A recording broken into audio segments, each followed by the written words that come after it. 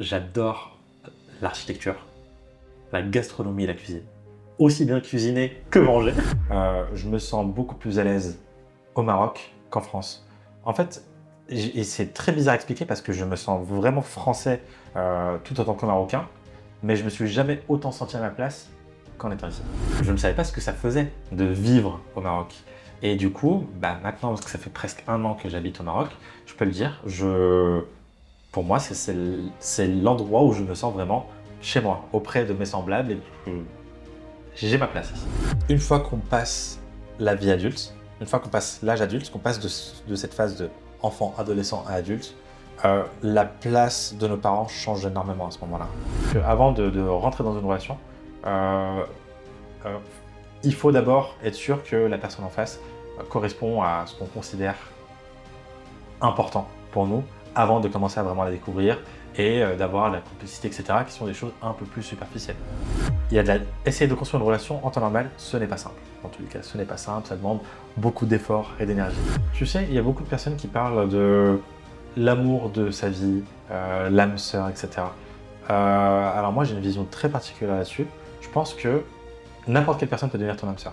Et oui, le digital, au global, a une place très importante dans notre business et même dans les relations aujourd'hui. Régler des problèmes, ça me dérange pas. Je peux régler des problèmes seul. Mais par contre, je trouve ça très triste de vivre des victoires seul. Bonjour à vous et bienvenue dans un nouvel épisode du podcast Flamasque. Aujourd'hui, toujours des invités d'exception. On a un jeune homme avec nous qui nous vient de France. Il est marocain et il est venu s'installer au Maroc. Alors aujourd'hui, cette semaine, on a le plaisir de partager avec lui toutes ses expériences et toute cette belle aventure qu'il vit. Il est venu se confier à nous et nous raconter avec toute l'authenticité. Aujourd'hui, je voudrais aussi parler et remercier notre sponsor officiel qui est Qais Leila, l'application Qais Leila, qui aide le podcast Flamasque à continuer d'exister. Merci à Qais Leila, merci de nous soutenir. Bonjour Etzmen, Bonjour et Leïla. bienvenue. Merci beaucoup Leïla pour ton invitation, ça me fait plaisir de partager ce moment avec toi. Alors Etzmen, j'aimerais bien que tu te présentes. Qui est Etzmen? Alors qui est Hetman Hetman est un jeune homme de 29 ans qui se reconnecte avec ses racines parce qu'il habite au Maroc depuis quelques mois maintenant. J'ai eu pas mal de temps entre la France et le Maroc, mais c'est bon, maintenant je suis fraîchement installé.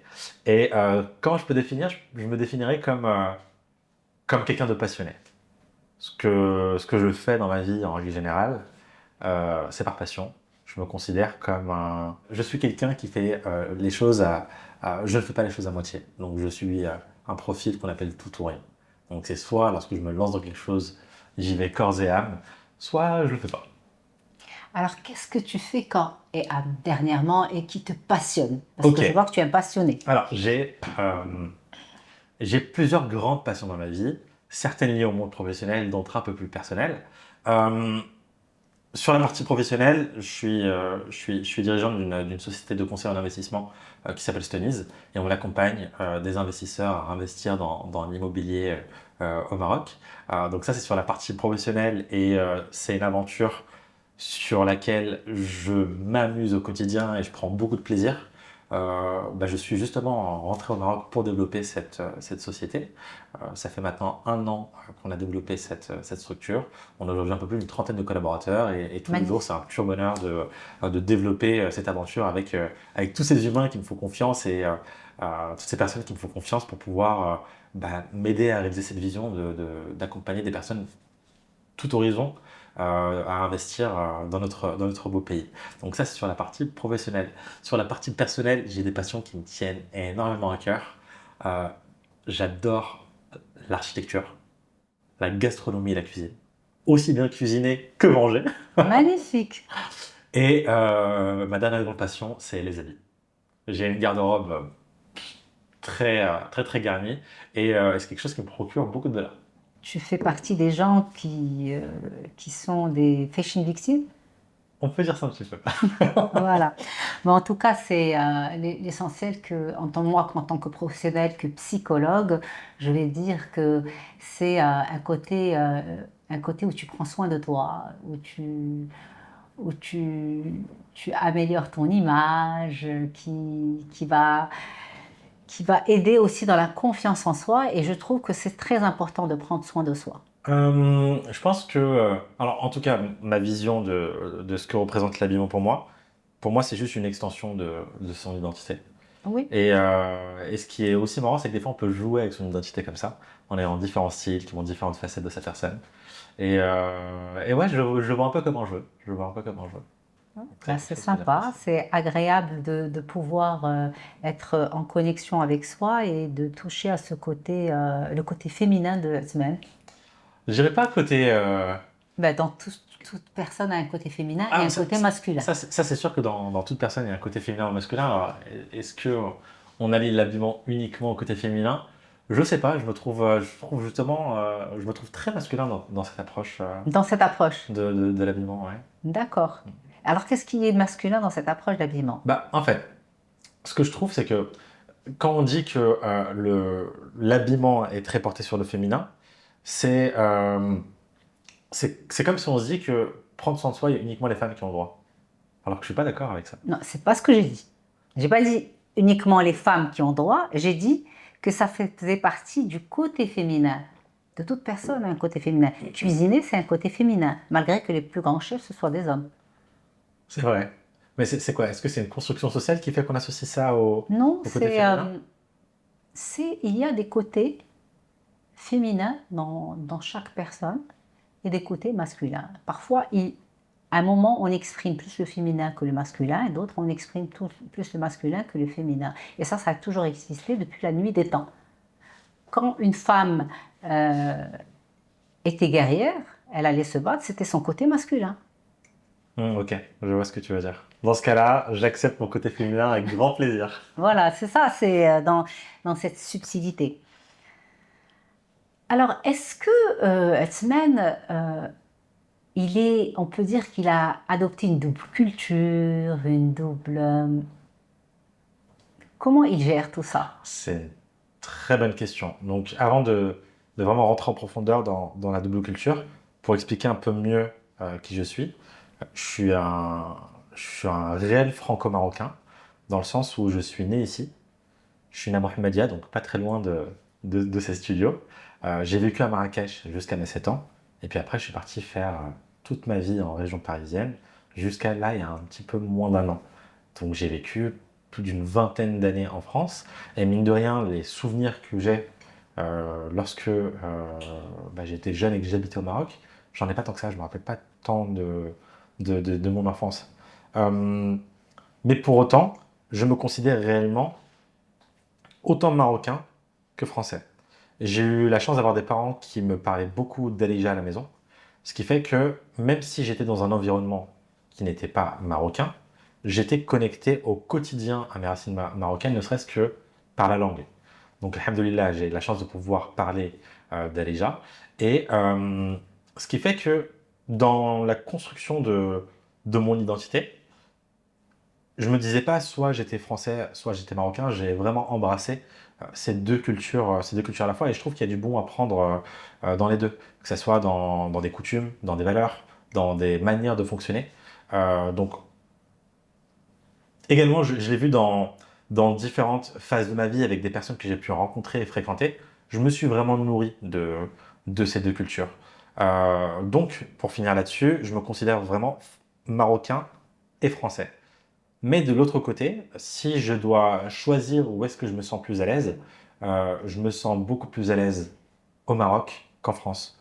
En fait, et c'est très bizarre à expliquer parce que je me sens vraiment français tout autant que marocain, mais je me suis jamais autant senti à ma place qu'en étant ici, Depuis que tu es rentré. depuis que je suis au Maroc. C'est-à-dire que quand tu venais de temps en temps au Maroc, tu ne sentais pas que tu allais te sentir à l'aise. Quand tu es venu t'installer que tu as senti que tu étais à l'aise. En fait, c'est plus profond que ça. Lorsque je venais au Maroc tous les étés avec mes parents en vacances, je sentais que j'étais marocain. On se ressemblait avec les personnes qui marchaient dans la rue, on parle la même langue, donc je me sens marocain. Mais je me suis jamais autant senti chez moi qu'en étant au Maroc. C'est plutôt ça la différence. D'accord. En fait, c'est un sentiment que je ne connaissais pas auparavant parce que je n'habitais pas au Maroc. J'habite à Paris. Donc, je ne savais pas ce que ça faisait de vivre au Maroc. Et du coup, maintenant, parce que ça fait presque 1 an que j'habite au Maroc, je peux le dire, pour moi, c'est l'endroit où je me sens vraiment chez moi, auprès de mes semblables, et j'ai ma place ici. Magnifique. Même si j'avais également ma place en France. J'étais socialement intégré, voilà, j'ai fait une carrière avant de monter cette entreprise, donc j'étais intégré et accepté au sein de la France. Mais pour autant, si un curseur avec d'un côté ma culture française et de l'autre côté ma culture marocaine, aujourd'hui je peux te dire ma culture elle tire beaucoup plus vers le côté marocain que vers le côté français, d'autant plus parce que maintenant je réside ici, et donc je me reconnecte davantage à mes racines et à mon pays natal. Et en plus, tu es venu et tu as ramené toute la famille. C'est vrai ça. Non, c'est C'est vrai. incroyable. Tu as Ouais. ramené tes parents et tes frères. Donc on est tous rentrés. On a tous pris la décision de venir nous installer au Maroc et de continuer le reste de nos vies, en tout cas pour le moment. En tout cas, et la décision était facile? Très facile, ça n'a même pas été... Alors, c'est très marrant. Depuis très jeune, j'ai toujours su que je souhaitais créer et développer des entreprises. Je ne sais pas pourquoi. C'est depuis très jeune, je savais que c'était ce que je voulais faire dans ma vie. Donc, ce qui est bien parce que d'un côté, ça m'a poussé directement à pouvoir faire des choix qui vont dans ce sens-là depuis mon adolescence. Mais c'est pas tout, c'est pas juste de ça que j'étais convaincu. J'étais également convaincu que je souhaitais entreprendre, mais que je souhaitais entreprendre au Maroc pour développer l'économie ici, pour pouvoir contribuer à mon humble échelle à développer le Maroc. Euh, Même si j'ai grandi en France, j'ai toujours eu ce truc-là de je ne souhaite pas que la fuite des cerveaux continue. J'ai envie de faire le chemin inverse. Parce que pendant longtemps, ce qu'on avait, c'était que les personnes les plus intelligentes, entre guillemets, les plus diplômées, allaient étudier à l'étranger et puis rester à l'étranger, fonder leur famille à l'étranger. Et je trouve que ces temps-ci, on a vraiment un retour inverse. On a de plus en plus de MRE qui cherchent à se reconnecter à leur pays, à venir à rentrer ici et à développer l'économie du pays. Et je suis content d'essayer de faire ça à ma petite échelle. Mais du coup, c'est vraiment quelque chose qui me suit depuis tout petit. Donc, C'est magnifique. donc y arriver maintenant un petit peu avant l'âge de mes 30 ans, je peux dire que c'est une sorte de fierté et surtout de promesse envers moi-même que j'ai réalisée.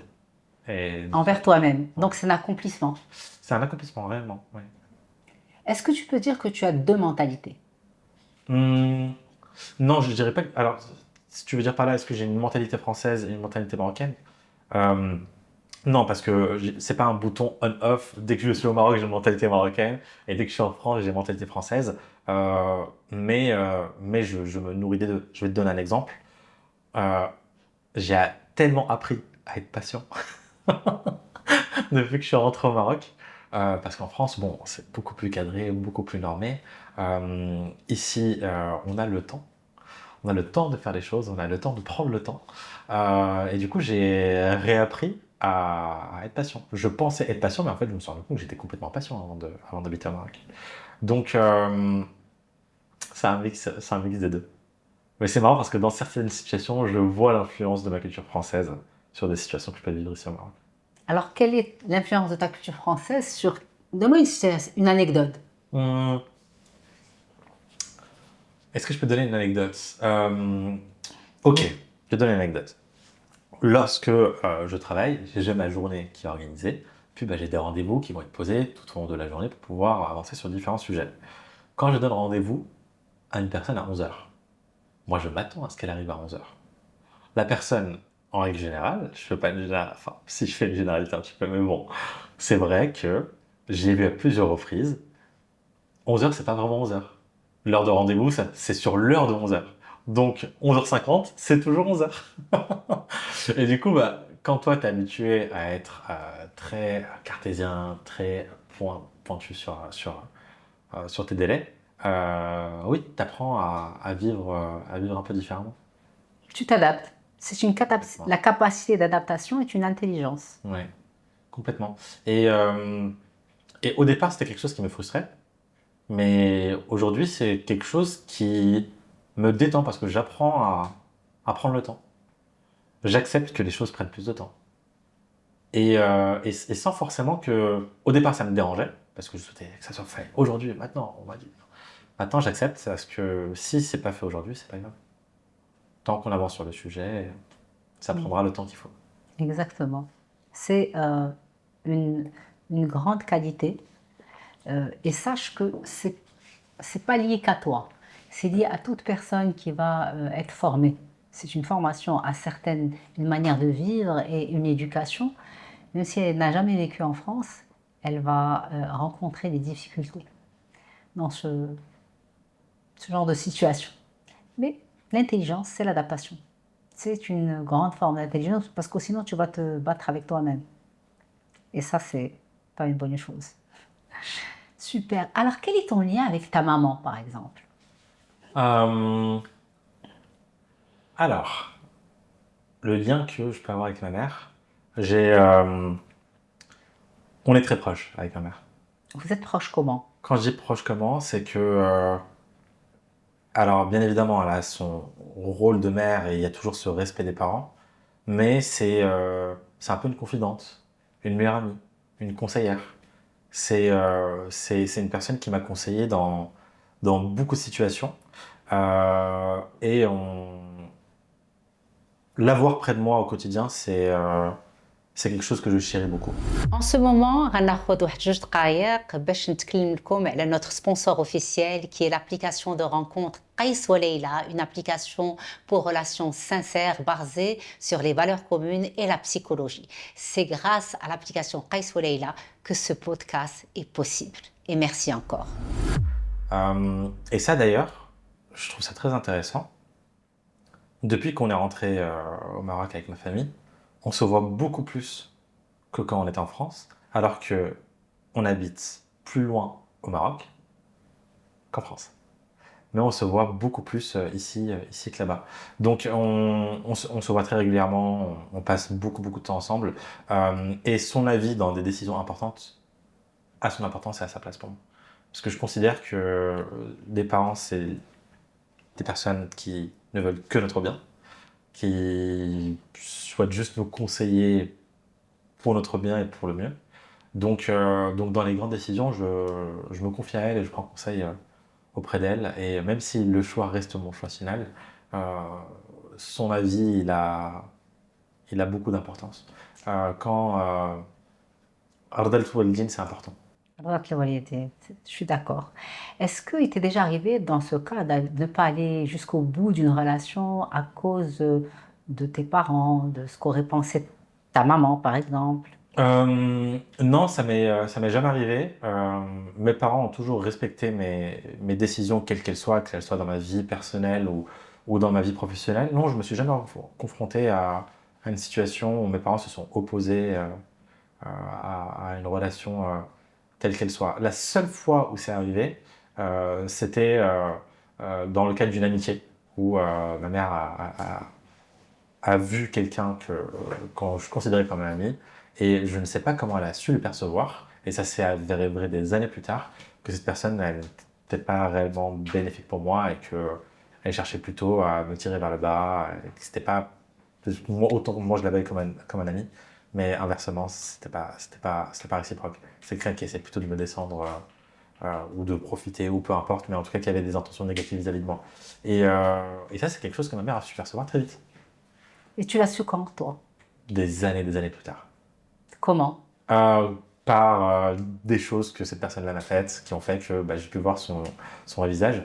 Mais c'est à ce moment-là où je me suis dit, ah oui, d'accord, en fait, j'ai donné d'autant plus de valeur à la vie de mes parents, et notamment de ma mère, suite à ça. Est-ce que c'est à partir de là que s'est créé ce lien spécial avec ta maman?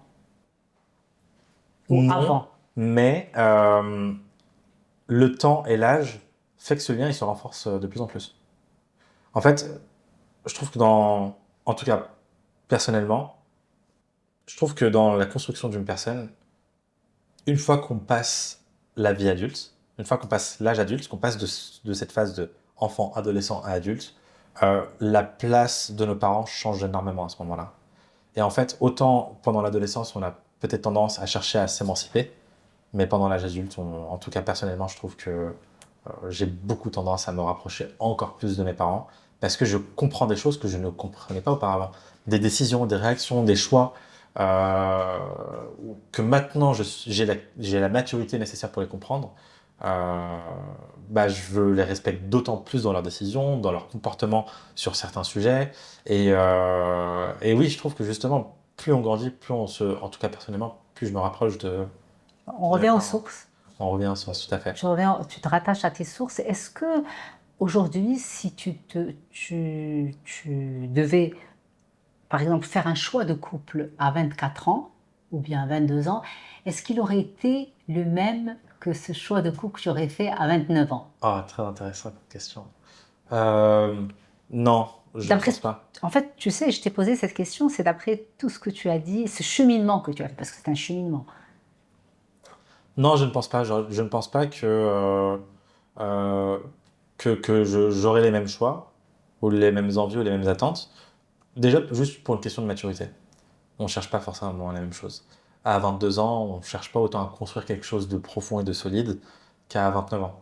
Donc, à mon âge, je porte plus d'attention sur des choses profondes que superficielles, même si la superficialité, elle a sa place dans une relation pour moi. Ça veut dire quoi? La Ça, superficialité ça dans veut une dire relation. que ce que je considère profond, ça va être tout ce qui va être lié aux valeurs, au comportement et au projet de vie.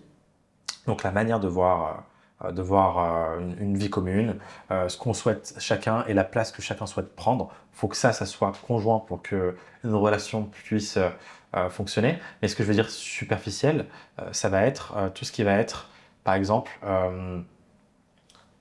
notre lien à nous, mais également avec la société en même temps.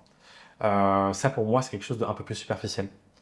Parce que tu peux l'avoir dans une relation et avoir l'impression que ta relation se passe bien, mais en avançant sur long terme et en essayant de construire, tu t'en rends compte que ta base n'est pas suffisamment solide parce que le cercle de valeurs n'est pas les mêmes, les ambitions dans le couple ne sont pas les mêmes, les modes de fonctionnement ne sont pas les mêmes, ni la place que chacun doit prendre.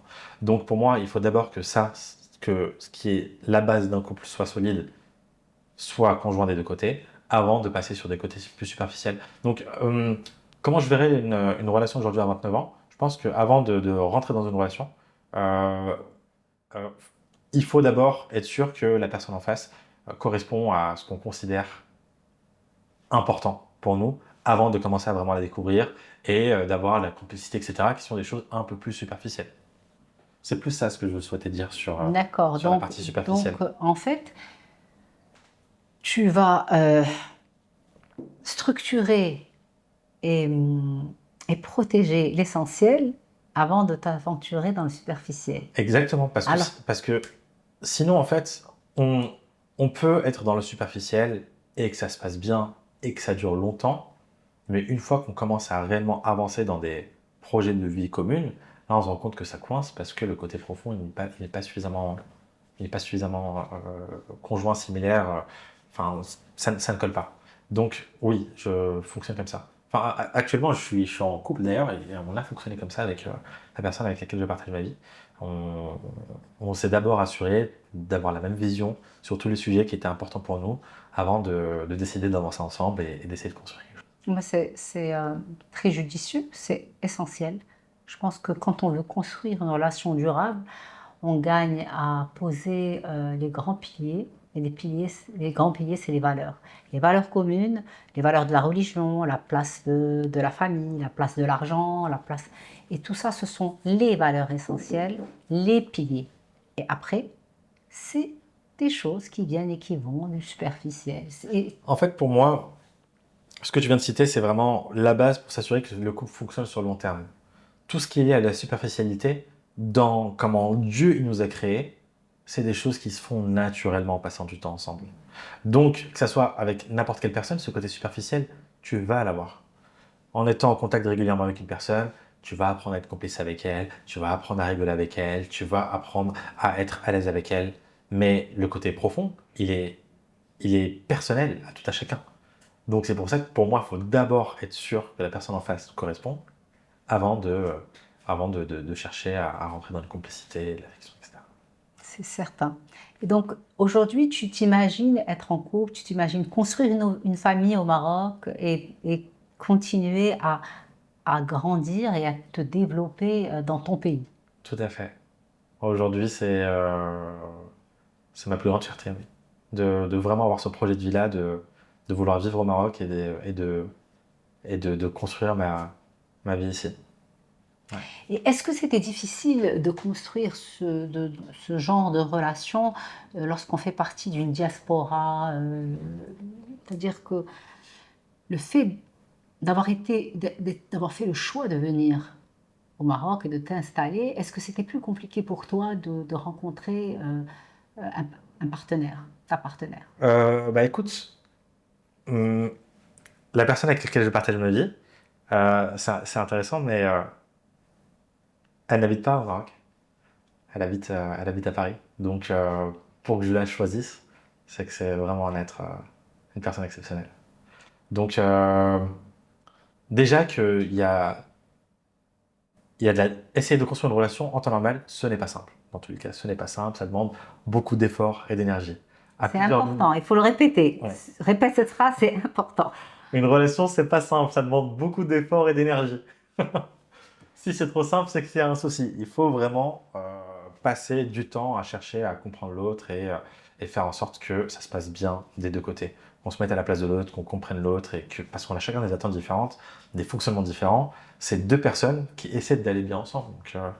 Donc non, c'est pas simple. Mais oui, du coup, elle habite à Paris et c'est pas facile au quotidien parce que j'ai envie de passer plus de temps avec elle, à chercher à se connecter davantage, à apprendre davantage l'un sur l'autre. Mais si j'ai choisi de quand même être avec elle, c'est juste une personne incroyable. Magnifique. Ben, elle a beaucoup de chance d'avoir un homme incroyable tu parlais de cette manière parce que c'est quand même beau de pouvoir voir qu'une jeunesse actuellement sait comment choisir. C'est très important. Tout ce que tu viens de dire, pour moi, c'est très important. Tu as su comment choisir, tu as mis des bases essentielles. Vous avez mis, tous les deux, des bases essentielles pour construire votre relation. Et ensuite, vous avez fixé des objectifs essentiels. Et je pense qu'il n'y a aucune raison que ça ne réussisse pas. Je trouve ça magnifique. Allah yakmil bina bil khair, Inch'Allah. Ouais. Non, c'est vrai qu'on est vraiment dans cette démarche-là où tous les deux, on fait en sorte que l'autre se sent bien, qu'on apprenne d'autant plus à se connaître. Et je pense qu'on a la bonne approche pour faire en sorte que notre couple fonctionne, Inch'Allah. Ben, je suis certaine que ça ira que très bien puisque vous avez fait les choses qu'il fallait. À part l'approche, c'est les choses qu'il fallait. Par une personne experte comme toi, de me dire qu'on a fait les choses qu'il fallait, ça me rassure d'autant plus. Et moi, je suis contente que tu puisses partager les valeurs et tout ça, puisque tu es un jeune et que tu es en train de construire.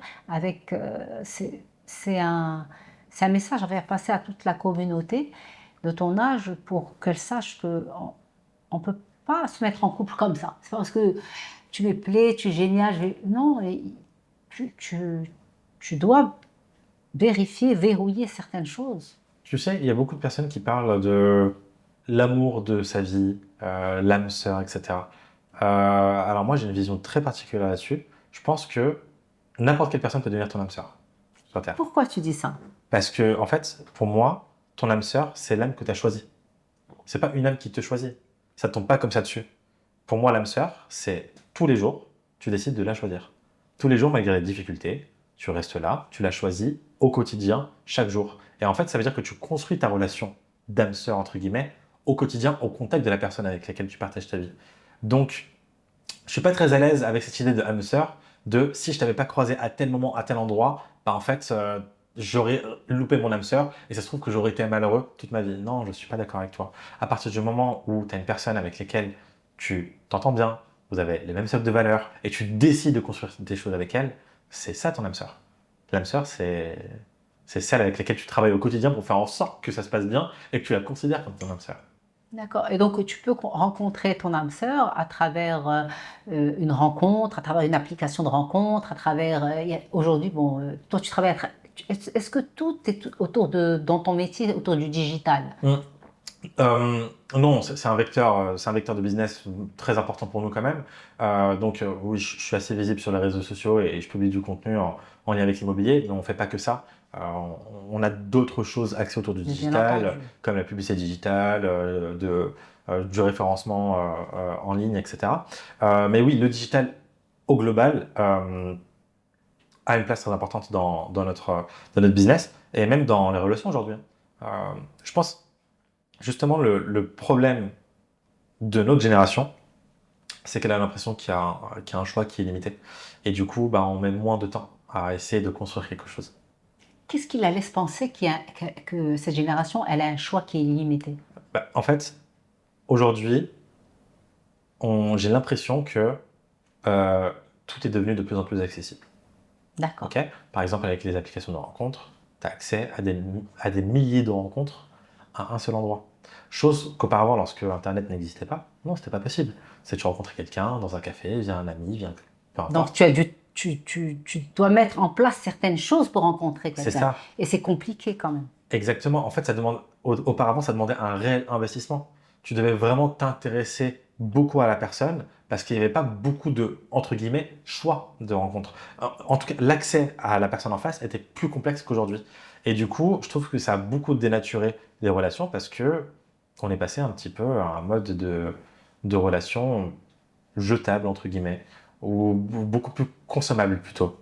D'accord. Parce que Ça, c'est pour certaines c'est applications. pour certaines applications, D'autres évidemment. applications, quand tu vas rentrer dans des applications de rencontres ou dans applications de rencontres sérieuses où tu es là avec l'intention de te mettre en couple et de construire quelque chose de marié, il ne faut pas ignorer qu'il y a beaucoup de couples qui se sont mariés à travers les applications de rencontres. Tout à fait vrai. Quelle est ton intention quand tu rentres dans Je l'application? suis 100% d'accord avec toi. Là, je parlais vraiment du côté négatif Oui, des applications de rencontre, mais il n'y a pas que ça, bien évidemment. Il y a des côtés positifs, et il y a des dizaines ou des centaines de milliers de couples qui sont aussi créés avec ça. Mais je parle plutôt de la relation à l'autre, comment elle a changé à cause de oui. ces applications. Bien évidemment, si on a une intention derrière de construire quelque chose, bon, bah, l'intention est bonne et ça peut potentiellement donner des belles choses derrière. Mais c'est plus le rapport à l'autre, il a changé, je trouve, avec l'accès, avec l'avènement d'Internet. Oui, C'est mais plus ça. aujourd'hui, on n'a pas le choix. On suit la vague d'évolution et aujourd'hui, cela permet aussi à beaucoup, beaucoup de gens de, d'avoir des rencontres moins complexes. Les rencontres sont devenues très complexes, les gens ont moins de temps.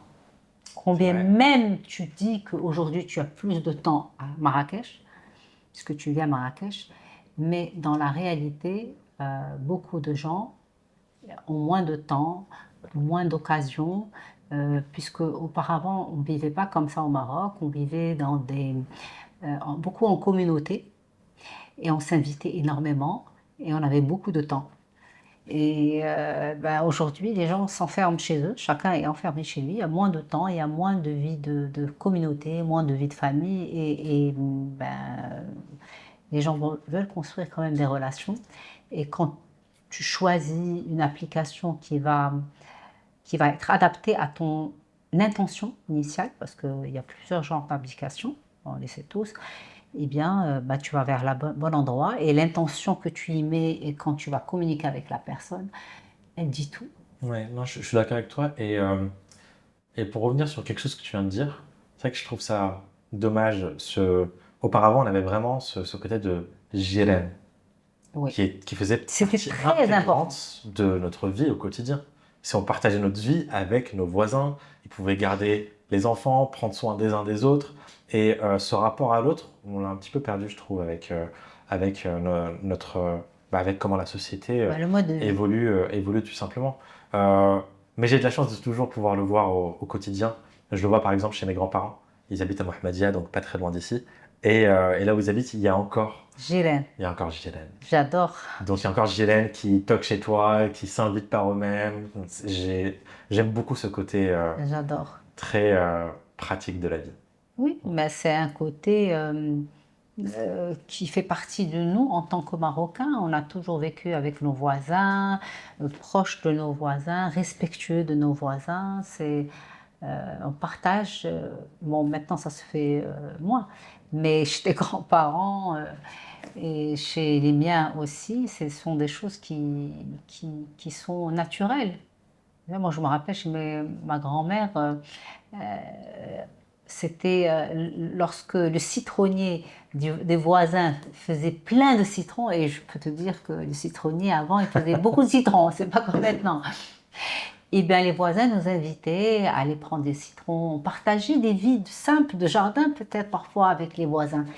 Et ça, ce sont des choses très très importantes qu'on va de moins en moins retrouver. Donc, plus tu vas retrouver moins en moins retrouver cette vie communautaire, plus les gens vivent cloisonnés avec eux-mêmes, et plus, eh bien, le vecteur, le digital. Ouais.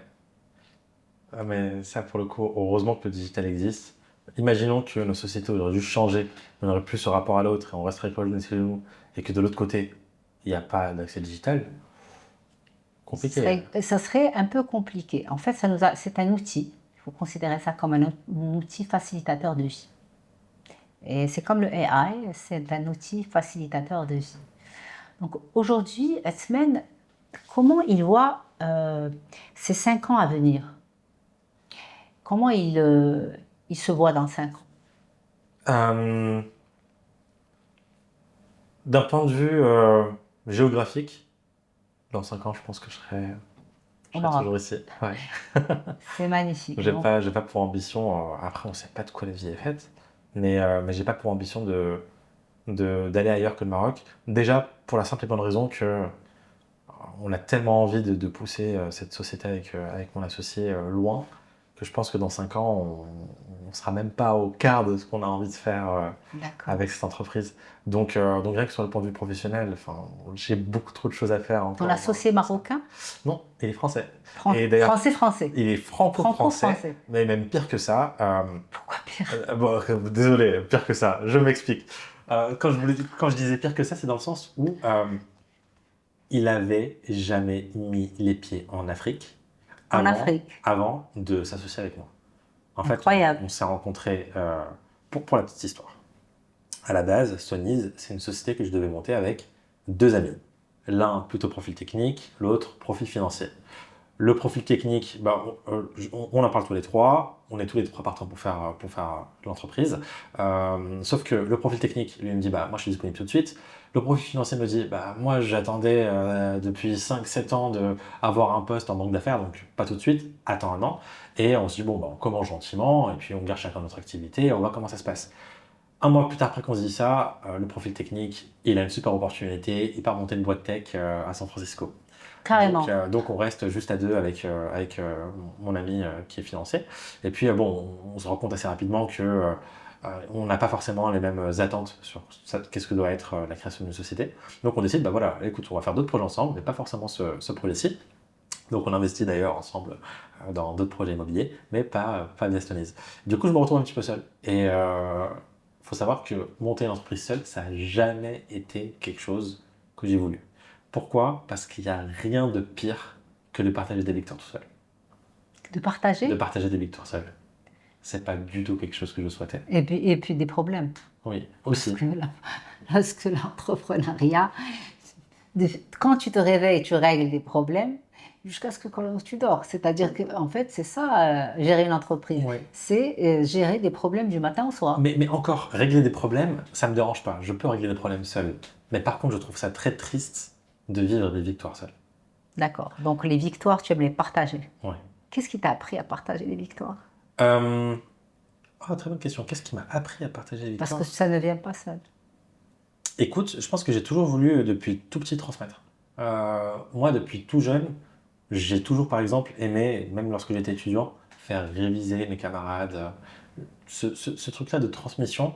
En fait, pour te donner un exemple, et je pense que ça va te résumer sur pourquoi j'aime bien partager les victoires, quand j'offre un cadeau à quelqu'un, je suis plus heureux de l'offrir que la personne qui est en face. En fait, c'est l'effet de projection. Ouais. C'est que tu aimes qu'on t'offre le cadeau et tu aimes la joie qu'on te l'intention. C'est l'intention. Le cadeau, ça peut être symbolique. Cette intention te rend tellement heureux et que tu veux voir aussi cette joie chez l'autre.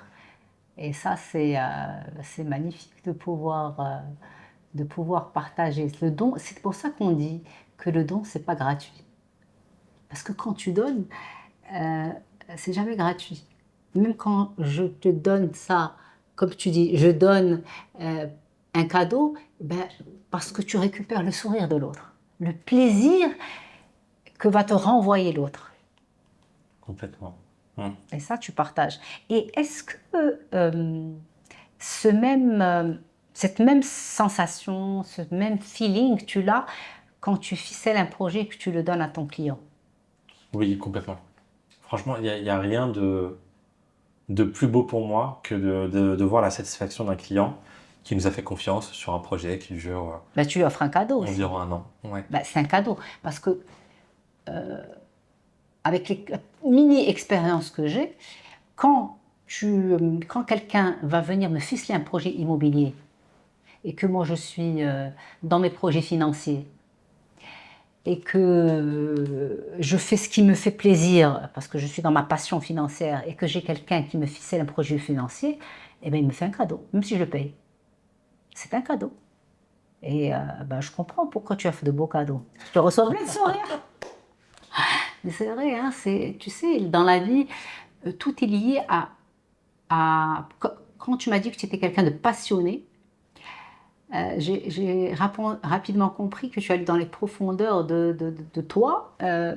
Tu donnais de toi dans ce que tu fais. Oui. Oui, je me donne corps et âme. Oui, c'est ça. Tu donnes de toi dans ce que tu fais. C'est pour ça que quand tu ficelles un projet et que tu l'offres, moi je vais dire offrir, parce que dans l'immobilier, j'aime bien quand on fait un beau projet immobilier et qu'on l'offre à ton client, même si ton client le paye, il y a toute cette énergie, cette âme que tu y as mis, et c'est important. Complètement. Et c'est quelque chose que je cherche vraiment à transmettre, à véhiculer au sein de toute l'entreprise. Il n'y a pas que moi qui dois être heureux de satisfaire les clients à ce point. Chaque personne dans l'entreprise doit être attachée à ça. Alors, ça va être difficile d'embaucher, d'engager les gens. En fait, déjà, on a une chance inouïe. On a des personnes qui viennent de tous bords pour nous rejoindre. Par exemple, on a une responsable marketing qui vient de Montréal. On a des personnes qui ont déménagé, qui ont changé de vie pour venir travailler au sein de notre entreprise. C'est magnifique. C'est beau et en même temps, c'est une lourde responsabilité parce que on doit vraiment faire en sorte qu'ils se sentent heureux d'être chez nous, mais aussi de vivre au Maroc. Donc, je porte une attache particulière à transmettre des valeurs au sein de l'entreprise.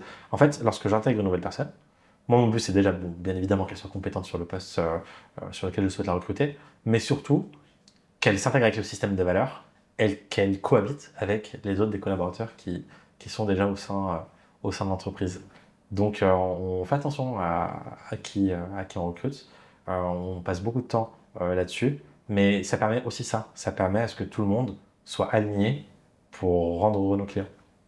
Et qu'est-ce que tu fais pour faire attention à ce que les gens soient heureux? Au sein de mon entreprise? Oui. Il y a plusieurs choses. Déjà, il y a la place au dialogue au sein de l'entreprise. Donc, chacun a son avis. En tant que chef d'entreprise, je décide ou pas de mettre des choses en place, mais n'importe quelle personne peut venir me soumettre des idées, me transmettre des choses, et je l'entends et je donne de mon temps avec grand plaisir. On parle souvent soit de management pyramidal, soit horizontal. Nous, on est plutôt assez horizontal dans le sens où on est proche de nos collaborateurs. Donc, nous, notre but, c'est quoi? On a une vision, il faut que tout le monde ait la même vision, la même mission. Donc, nous, notre mission, c'est d'aider des personnes à investir ici en toute confiance, qu'elles aient 100 € ou 1 million d'euros, parce qu'on a plusieurs solutions d'investissement, mais là n'est pas le sujet aujourd'hui. Par contre, ce qui est très important pour moi, c'est que tout le monde que je puisse me projeter avec... Donc, je viens de comprendre, parce que je ne savais pas comment était l'investissement. Donc, tu offres des cadeaux à tout le monde. Parce que même celui qui a 100 euros, il peut avoir un cadeau. Oui, complètement. Ben, c'est magnifique. Non, complètement. À partir de 100 euros, tu peux acheter une part C'est-à-dire que d'un projet immobilier. tu permets aux gens de rêver C'est ça. avec n'importe quel budget. C'est très intéressant ce que tu dis parce que la première chose à laquelle on pense lorsqu'on pense investir, c'est l'immobilier. Et l'accès à l'immobilier, il est de plus en plus inaccessible aujourd'hui. Et nous, on a souhaité un petit peu rebattre les cartes et démocratiser l'accès à l'investissement. Donc, c'est pour ça qu'on a, on a un service, on a une solution qui s'appelle l'immobilier fractionné, qui permet d'acheter des parts immobilières à partir de 100 euros et de toucher une part des loyers directement sur ce compte en banque. On a aussi une seconde solution qui s'appelle le co-investissement, où là, ça permet de réunir plusieurs investisseurs sur un seul et même projet. On va leur créer une société dédiée qui va acheter, exploiter un bien et vont toucher une part des loyers, une part de la plus-value potentielle à leur vente. Et puis pour les personnes qui ont d'autres moyens, bon, bah là, on peut les accompagner personnellement sur des projets immobiliers. Donc c'est vraiment fait pour tout le monde d'investir avec Tionise. Et tu n'as que des clients étrangers ou tu as des clients marocains Non, également? j'ai également des clients marocains, mais c'est vrai que nos services ils sont beaucoup plus intéressants pour une personne qui est à l'étranger. Qui n'a pas le temps de chercher par elle-même, qui n'a pas le temps d'aller solliciter des architectes, de suivre des travaux. En fait, nous, ce qu'on fait, c'est on s'occupe de tout de bout en bout.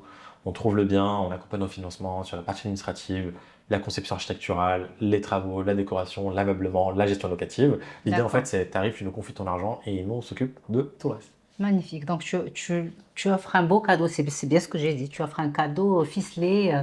C'est magnifique. C'est quelque chose que... C'est un gain de temps. Voilà.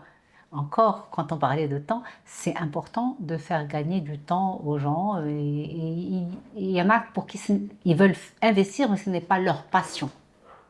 Parce qu'il faut aussi être passionné pour chercher, pour trouver, pour construire, pour meubler. Il y a des gens qui meubler, ça ne leur parle pas. Donc c'est... Et du coup, voilà, tous mes collaborateurs sont passionnés par ce qu'ils font et par les missions. Quel est le point commun quand tu choisis un collaborateur? Parce qu'il y a certainement un point commun. Alors, il y a trois choses que je regarde. La première, c'est est-ce que la personne elle est rigoureuse ou pas. Ça, c'est très très important pour nous. Il y a tellement de petites tâches sur chaque poste à faire au quotidien que si la personne n'est pas rigoureuse, elle ne va pas être très performante au sein de notre entreprise. La seconde, c'est une valeur qu'on appelle Give First. Donc, c'est donner sans forcément attendre en retour. Mais ce que je trouve beau dans cette valeur, c'est qu'en règle générale, lorsqu'on fonctionne comme ça, on reçoit 100 fois ce qu'on donne. Donc voilà, des personnes qui sont aussi dans cette démarche. Et la troisième chose, c'est des personnes qui ont envie de grandir, qui n'ont pas forcément envie d'être les mêmes personnes que l'année dernière, ni les mêmes personnes que l'année prochaine. Et du coup, qui ont vocation à grandir personnellement, professionnellement, et que mon associé et moi, notre rôle en tant que dirigeant, c'est de les accompagner sur la partie professionnelle à justement se développer. Magnifique. Give First, ça vient d'où? Enfin, Give First, je veux dire, je vais faire comme ça, je m'explique bien ce que je veux dire. Ça vient d'où